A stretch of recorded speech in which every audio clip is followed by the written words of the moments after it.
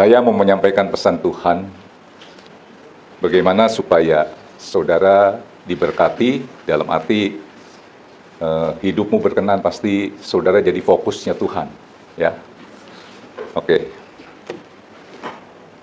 Banyak orang yang mencoba menarik perhatian orang. Ini yang umum dulu ya. Mencoba berkenan supaya jadi perhatian seseorang dengan perbuatan. Kayaknya saya sebentar ya. Evan, mic yang nomor 4 dinaikin.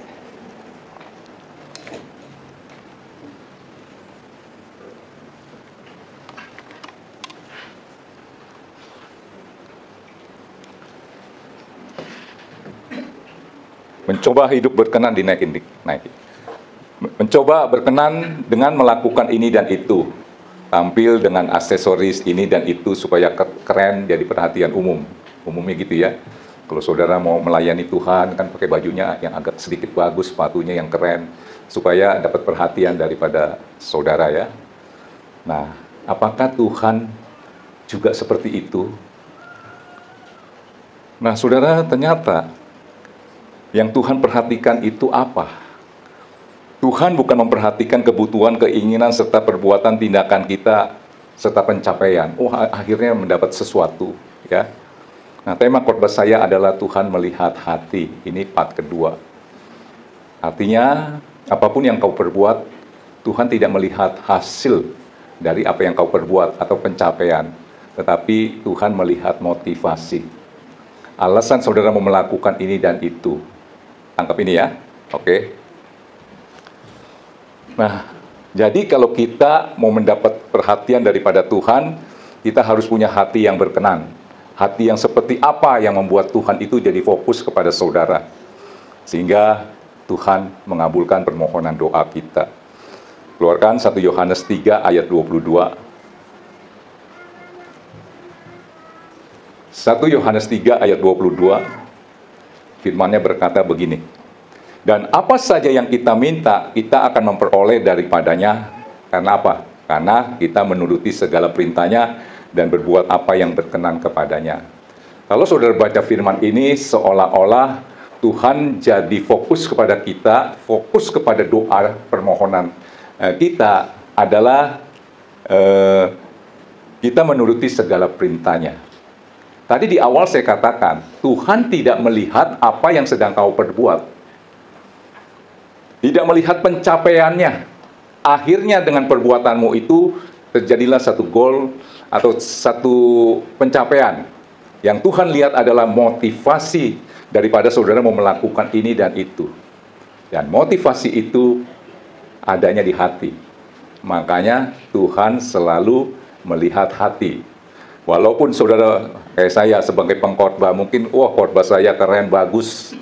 Yang Tuhan lihat itu bukan keren dan bagusnya khotbah saya, kata-kata saya. Tapi Dia lihat motivasi saya mau menyampaikan firman ini tujuannya apa. Alasan saya mau melakukan, ya tadi saya katakan menyampaikan firman, apa. Yang Tuhan teropong itu adalah hati, bukan penampilan saya.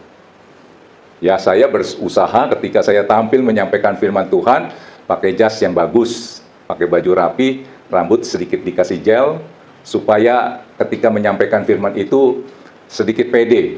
Tapi Tuhan tidak melihat hal-hal yang seperti itu. Dia teropong adalah hati. Tangkap ini ya. Nah, ketika hatimu itu berkenan di hadapan Tuhan, saudara akan mendapatkan firman Tuhan ini. Dan firman Tuhan ini akan menjadi bagian daripada saudara. Mendatangi saudara. Apa katanya?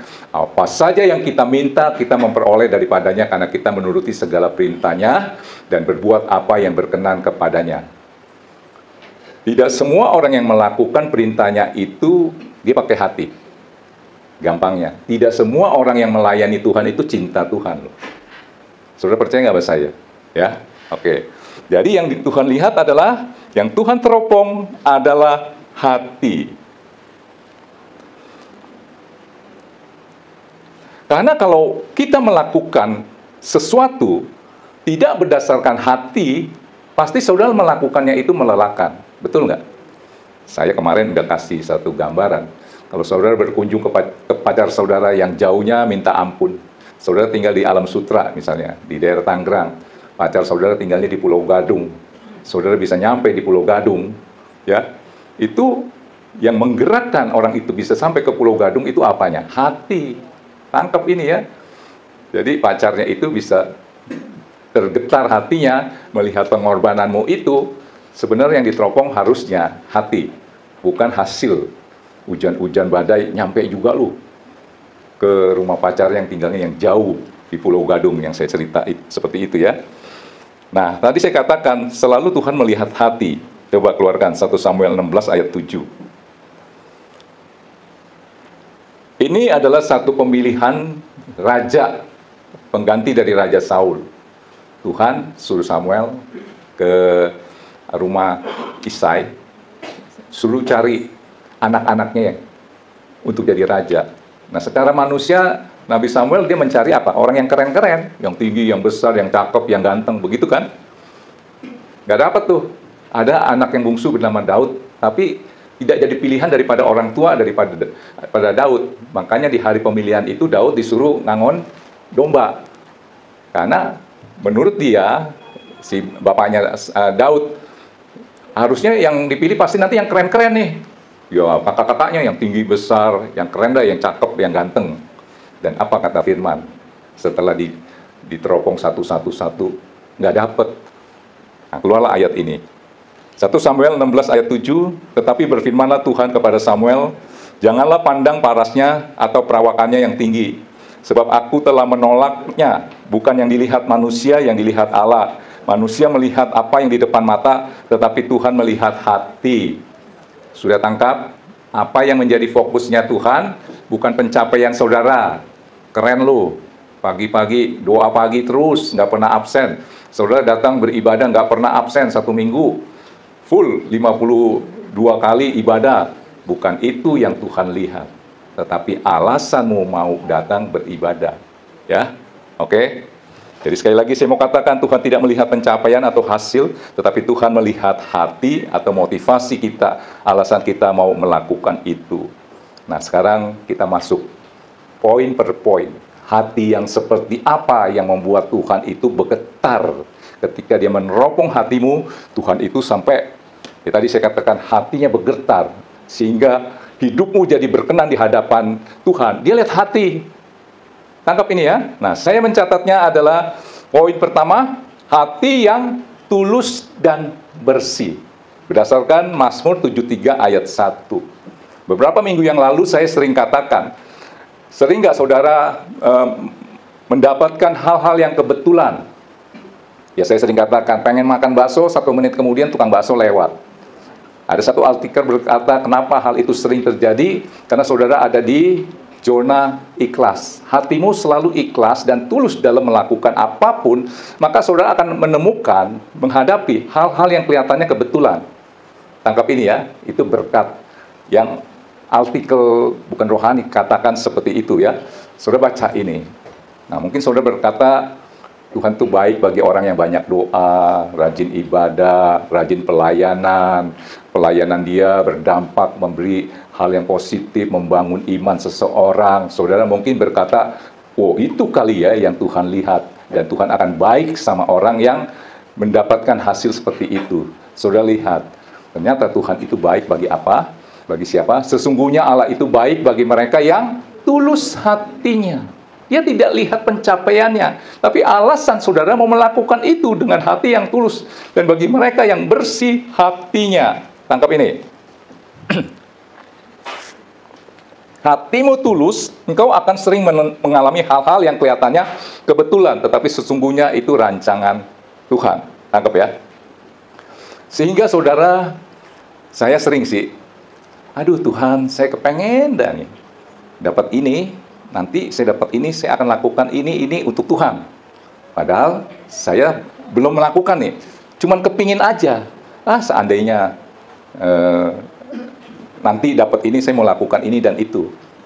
Atau saya mau lakukan ini dan itu, nanti saya mendapatkan sesuatu yang saya harapkan dari Tuhan. Apa tadi saya katakan? Saya mau dapat ini, dapat itu. Ya, makanya saya mau melakukan ini dan itu supaya dapat ini dan itu yang di awal itu. Saudara hatimu tulus, belum saudara melakukan itu, saudara udah dapat jawaban doa. Misal, aduh saya pengen sekali ajak papa saya, misalnya orang tua pergi ke Israel gitu. Tapi hatimu tulus nih, pengen sekali. Nah, saya kerja, saya nabung, dapat sejumlah uang ini, saya mau berangkatkan orang tua saya ke Israel gitu ya, atau kemana lah, mau bikin senang orang tua, ya, harus dapat sejumlah uang dong.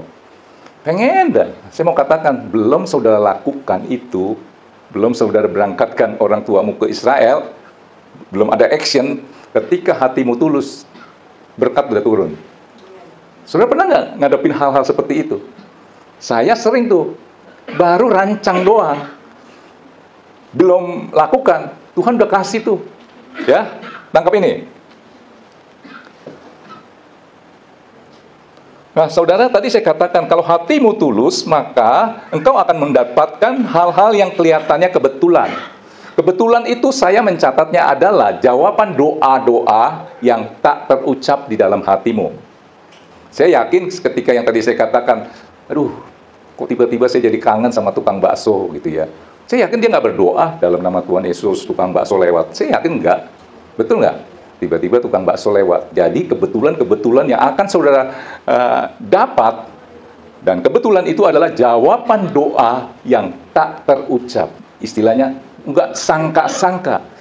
Gua nggak nyangka lu akhirnya ketemu lu di sini, padahal gua udah kangen banget dan gua ada urusan nih. 3 tahun kita nggak ketemu, bisa ketemu di sini. Baru kepikiran, kemana sih itu? Baru ngomong begitu, muncul dia. Apa kebetulan? Jawaban doa yang tak terucap dan mungkin tidak ada di dalam hatimu. Dalam hati saudara ajukan kepada Tuhan ya, untuk hal seperti itu. Tangkap ya.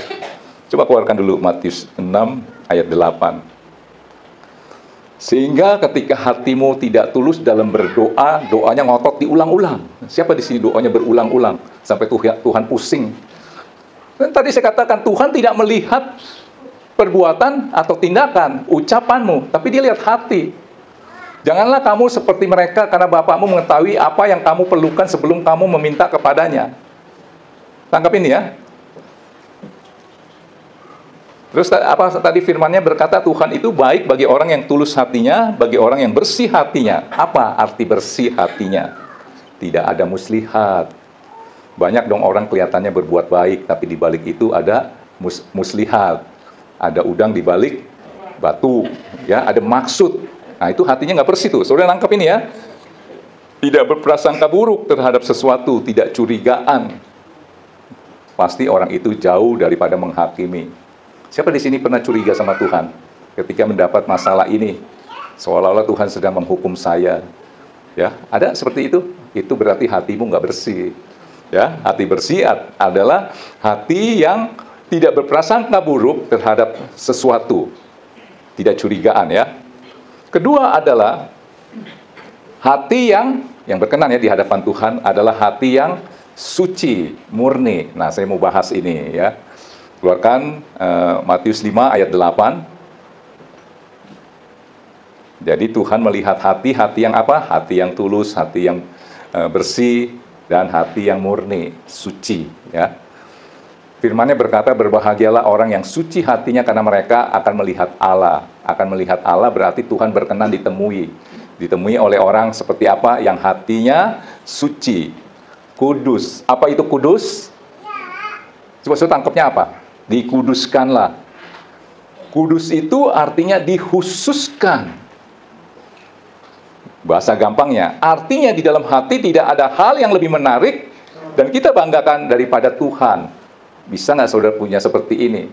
Sehingga mata Tuhan tertuju kepada saudara. Kenapa? Karena saudara punya hati yang suci.